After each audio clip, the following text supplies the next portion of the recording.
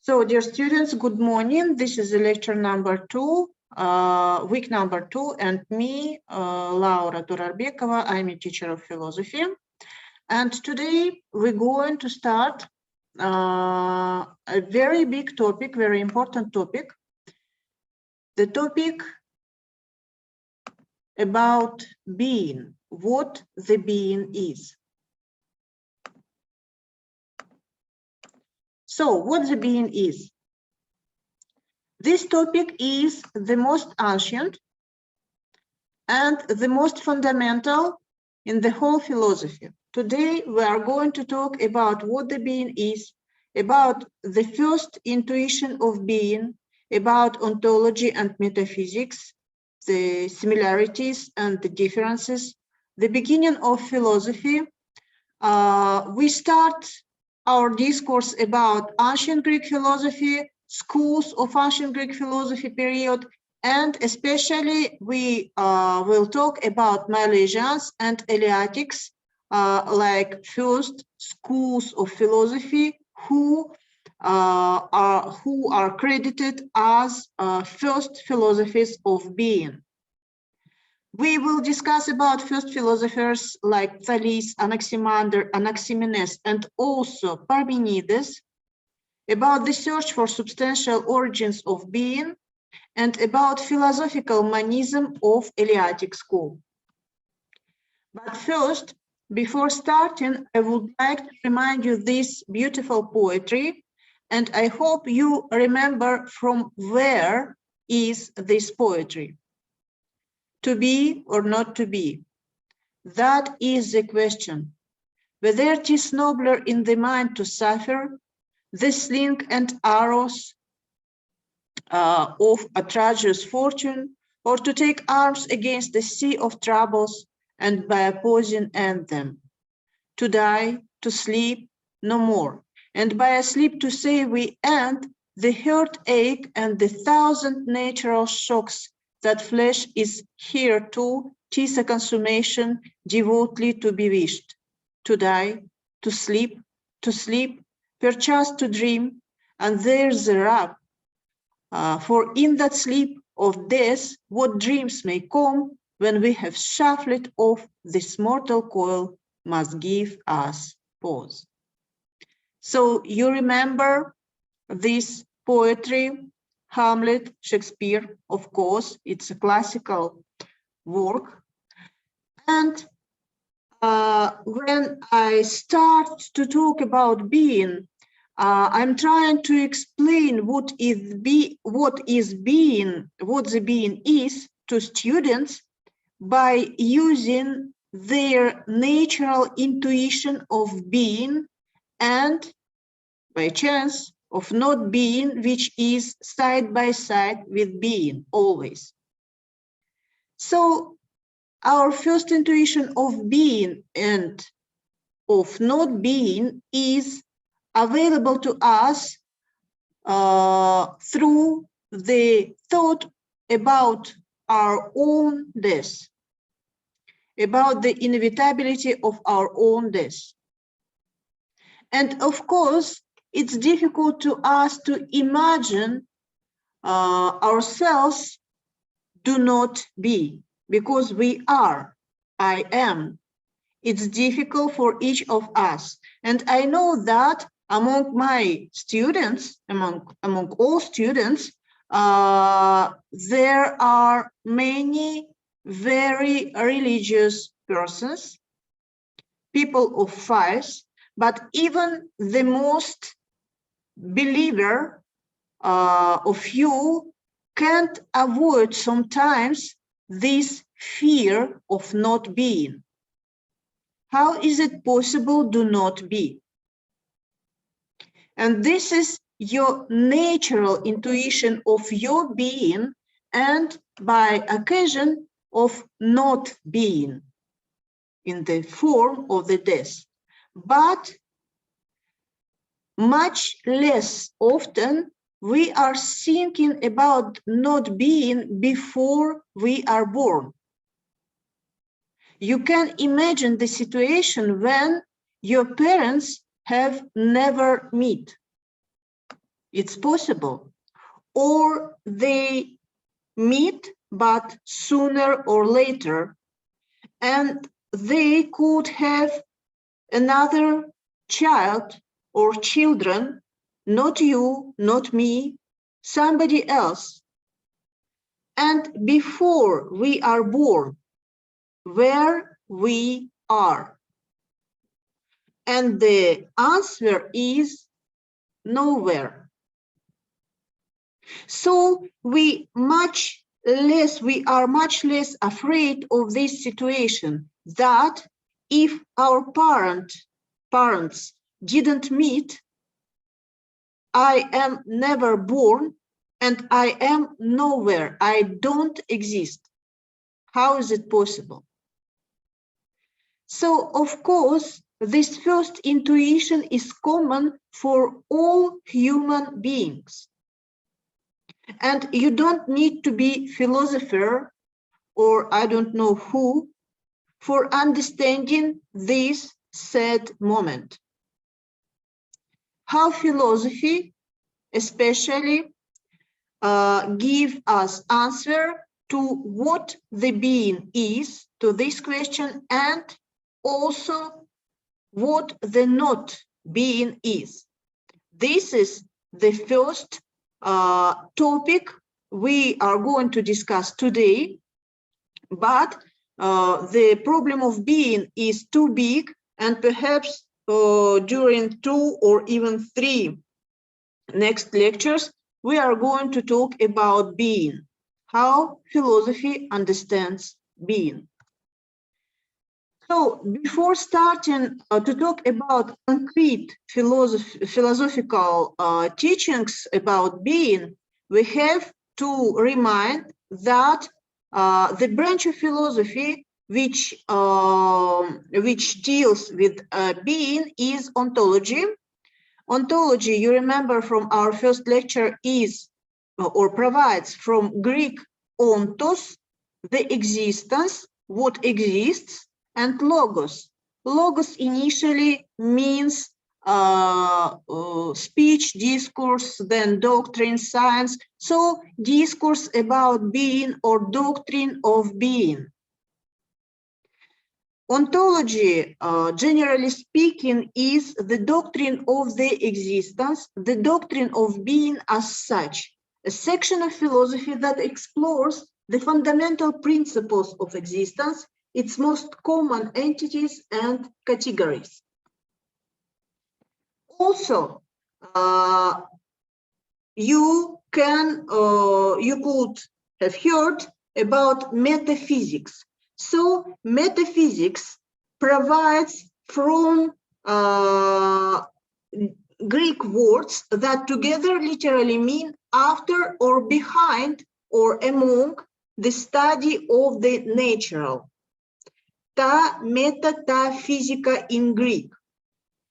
And ta, meta, ta, physica or metaphysics is the title of one of Aristotle's work. It has been suggested that the term might have been coined by a 1st century AD editor who assembled various small selections of Aristotle's works into the treatise we now know by the name metaphysics, because some treatises of Aristotle are about physics, not physics like today's physics, like the science physics, but physica in Greek means nature, philosophy of nature, science of nature, about nature, or Naturphilosophy, if you want. So some treatises of Aristotle are about nature, about physica, but then we perceived, or editors perceived, that some treatises of Aristotle, some works of Aristotle are not at all about nature, but about so-called metaphysical questions, like today we talk. philosophical questions, not related directly to the nature as such, the most general questions. So metaphysica is not really the word coined by Aristotle himself, but by his editors. And ontology and metaphysics is sometimes used like synonymous. So the main question of ontology is what exists, but also what is the existence? How is it possible to exist? And how is it possible that something exists and something not? Basic concepts of ontology or basic ideas, the most general ideas. Concepts are like the most general ideas. So the basic concepts of ontology are being, structure, properties, forms of being like material, ideal, existential, and other, space, time, movement, etc. In the understanding of the nature of being, we have two main directions, if you want. The first one is idealism, one of the most ancient also. According to idealists, reality is divided into matter or material world and spiritual world, including the concepts of the soul and God. Also, we have, and we should understand, we are going to talk about this, the difference between objective idealism, subjective idealism, and absolute idealism. This will be the topic of our next lectures. And then we have also another big direction in the understanding of the nature of being, like materialism. According to materialism, reality is divided into touched, living, and social matter.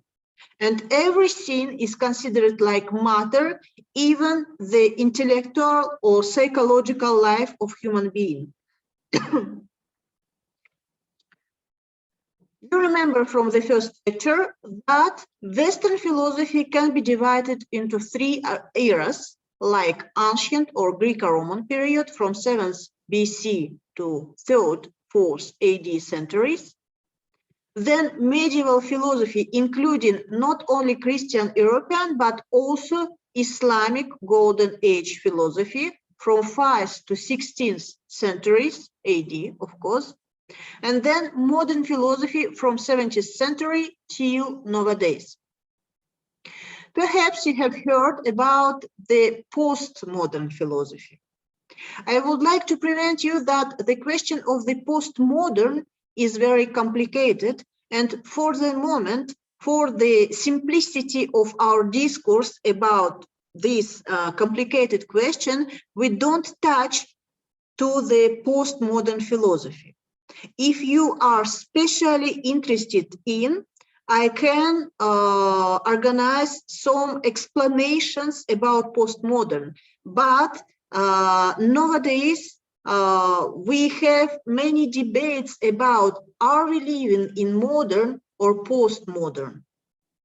And some philosophers suggest that we continue or we stay in modern, and postmodern makes part of modern philosophy.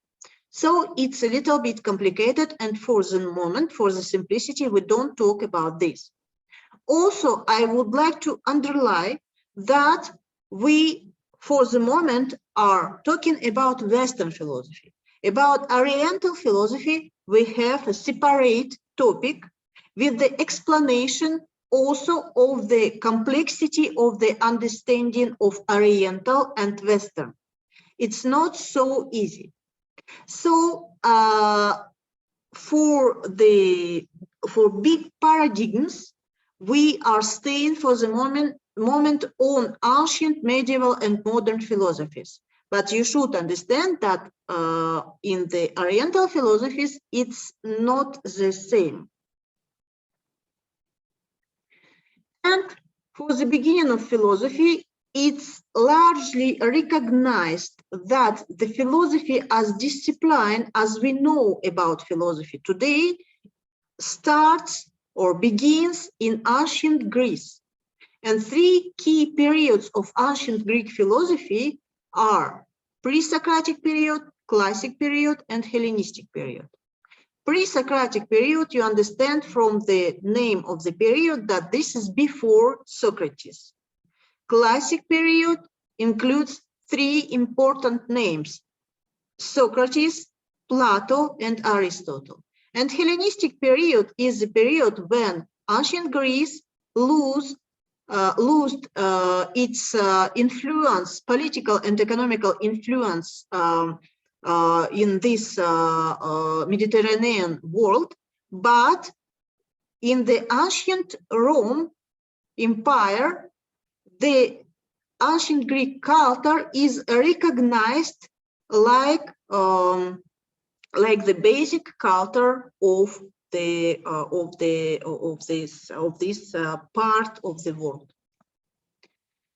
So, pre-Socratic schools of thought, we have many different schools, and perhaps the most important of them are the earliest school is the Milesian school, Pythagorean school, and also Eleatic school. These early schools, Heraclitus, like also somebody who is just a unique, separated thinker, atomists and sophists. Classical Greek philosophers, as you know, are Socrates, Plato, and Aristotle, and you should know for your general information that Socrates was teacher of Plato, Plato was the teacher of Aristotle. It's quite easy to remember. And Hellenistic schools of thought are Cynicism, Epicureanism, Neoplatonism, and Stoicism, and also much more, but we are talking only about these important schools because we can't, of course, talk about the whole culture of ancient Greece and ancient Rome. It's too difficult to do in the framework of our course. Today, we talk about the pre-Socratic period, pre-Socratic philosophers who posed and answered questions as what is reality made of? How did the world begin? Is everything in flux, or is there some permanent substance behind this reality? From where does everything come? From what is everything created? And how do we explain the plurality of things found in nature? The earliest pre-Socratics were the Milesians. Milesians is from the name of the city Miletus, ancient Greek city Miletus.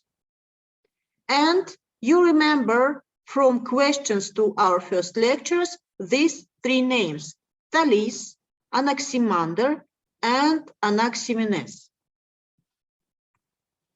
The fundamental question for Milesian school of philosophy is, what is the world made of? By observing the reality, they perceived two fundamental characteristics of it, like first, everything is constantly in flux. It means everything is constantly changing.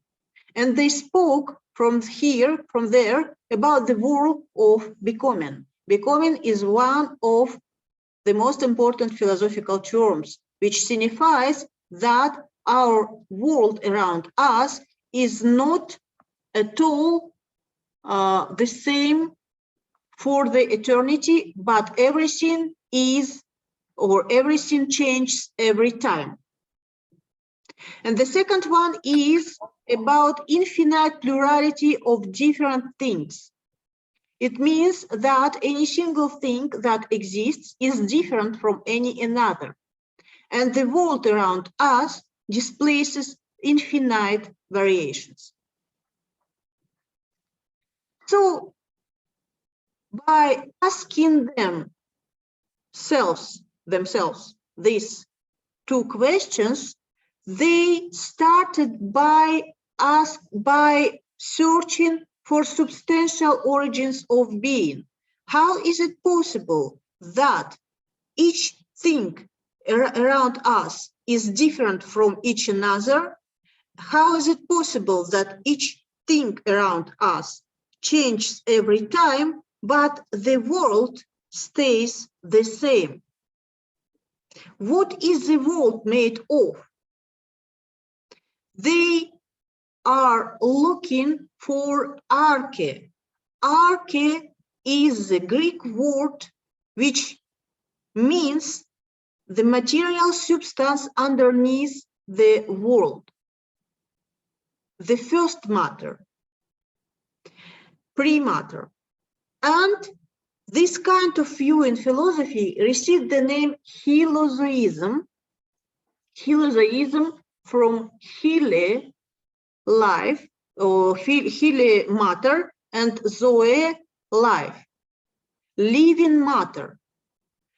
Philozoism is the view that matter is imbued with life and intelligence, and the matter is also divine. How did they respond to this question, what is the world made of? Remember Thales from your school program, of course, the theorem of Thales. Thales, born in the city of Miletus around the middle of 620 BC, was a pre-Socratic philosopher, mathematician, and astronomer. And according to historian Herodotus, Thales predicted the solar eclipse of May 28 of 585 BC.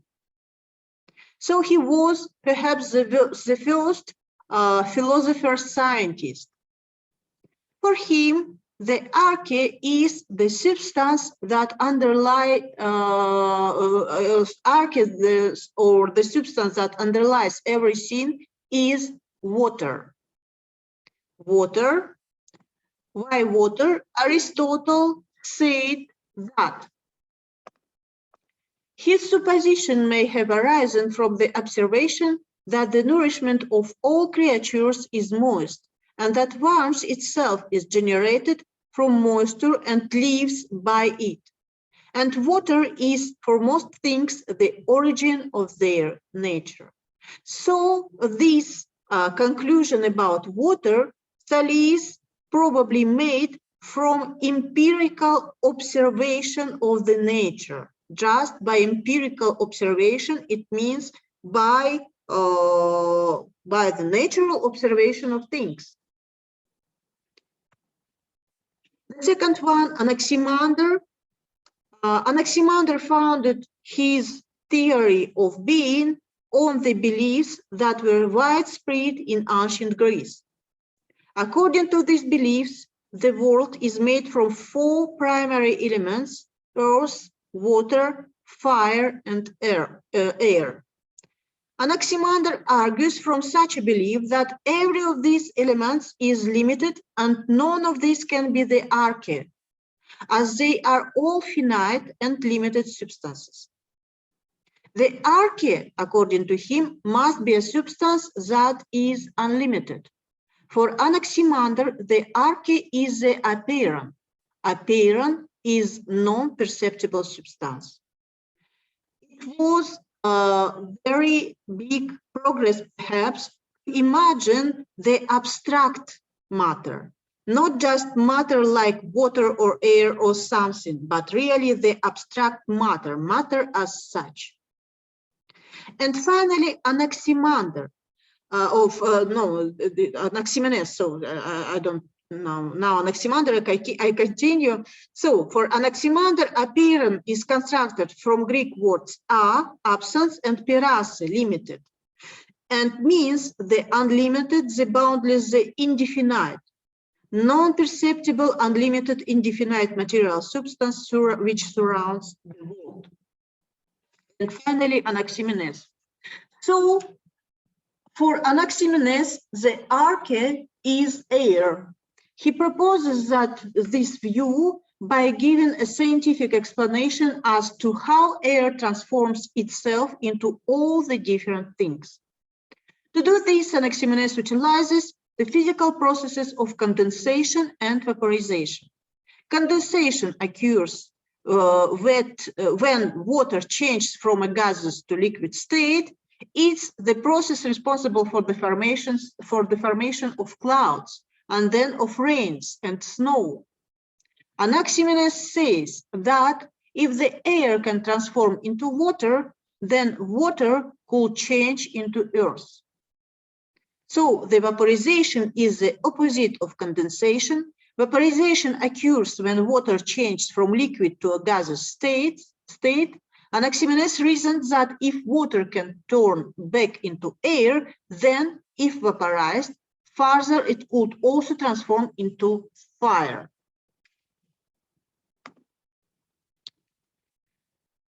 And now we should compare the views of Milesians with the Eleatic school, and you can see from here which is the difference between these two schools. The founder of Eleatic school is Parmenides of the city Elea. That's why we call them Eleatic. He's credited also like the father of Western metaphysics, and later, when talking about Oriental philosophies, we are going to discuss about why Parmenides perhaps is credited like father of Western metaphysics. Anyway, he was historically first known philosopher to inquire into the nature of existence itself.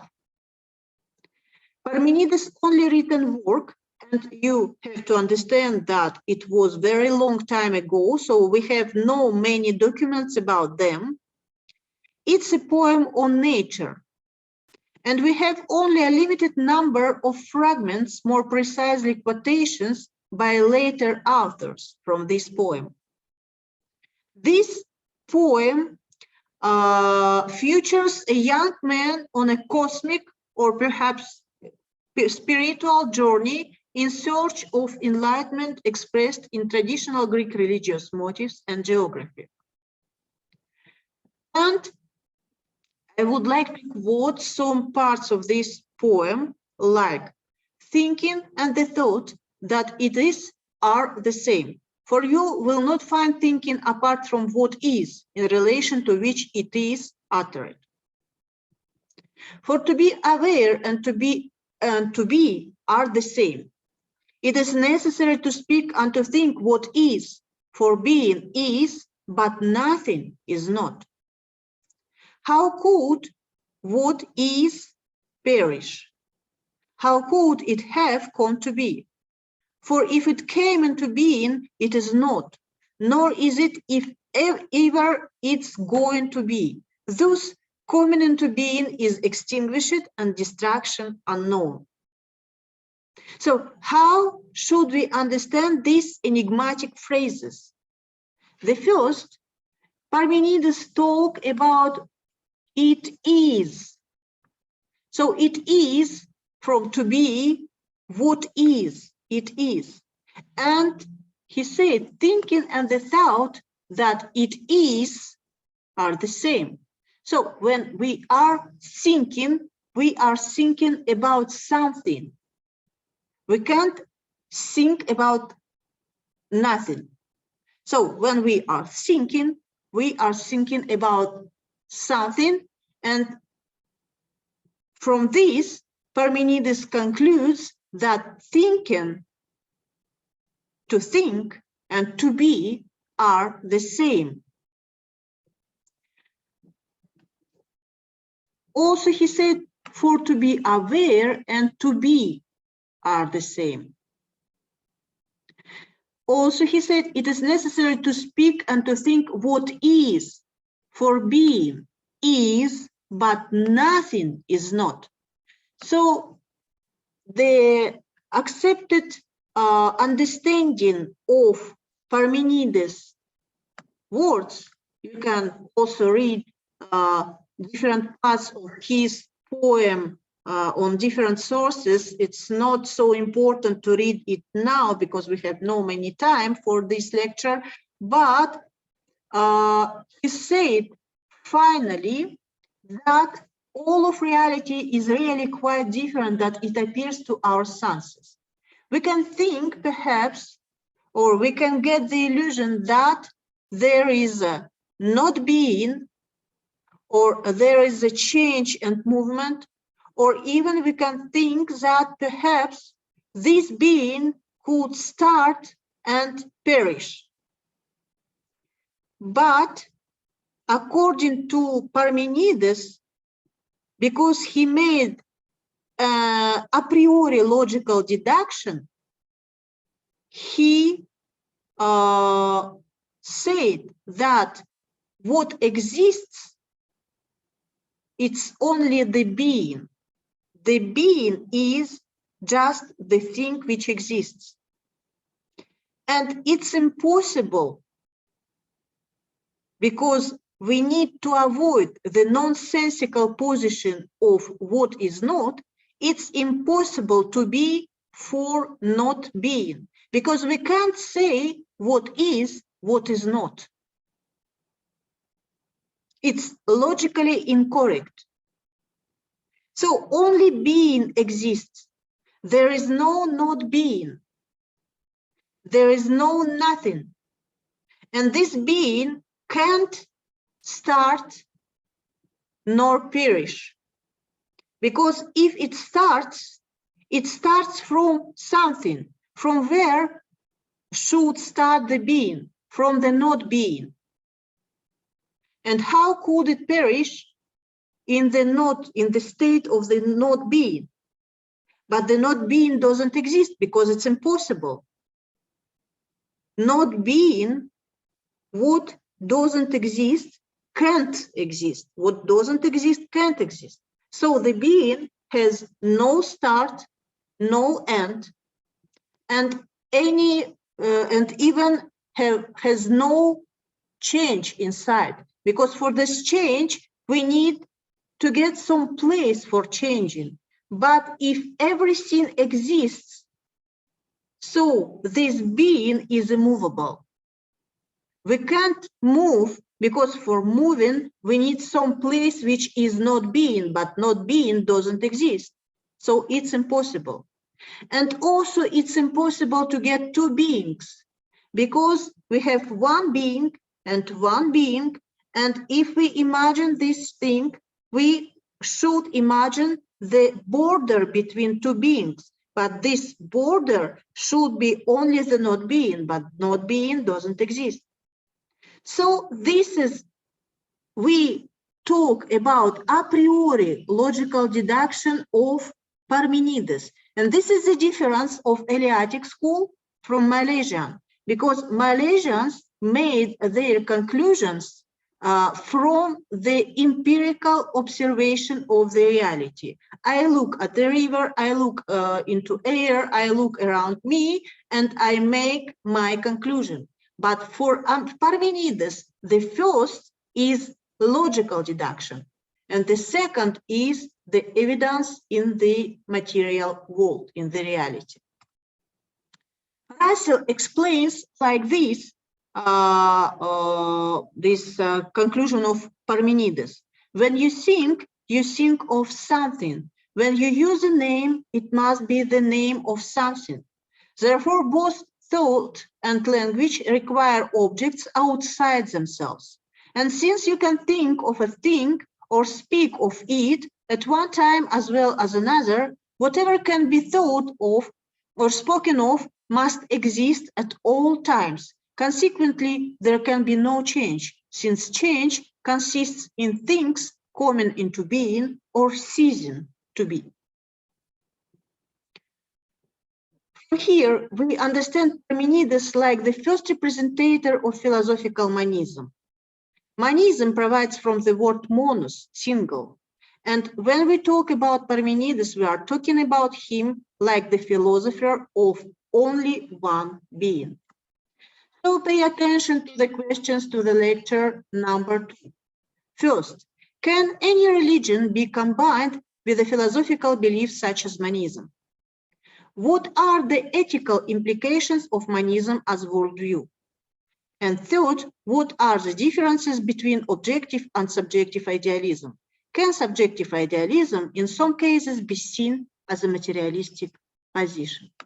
So we have only 1 minute left before the end of the lecture. Thank you very much for visiting my lecture, and see you tomorrow, yes, on my seminar. Thank you very much and have a nice day.